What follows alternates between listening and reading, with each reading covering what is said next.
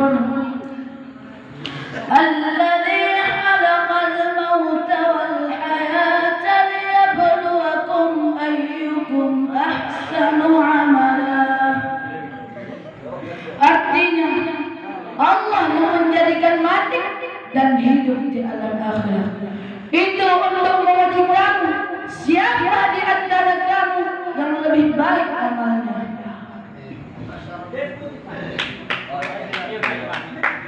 Nah saudara-saudara, itu untuk menguji seseorang apakah semasa hidupnya di dunia dia berbuat baik atau berbuat jahat. Itu semua tergantung diri kita masing-masing.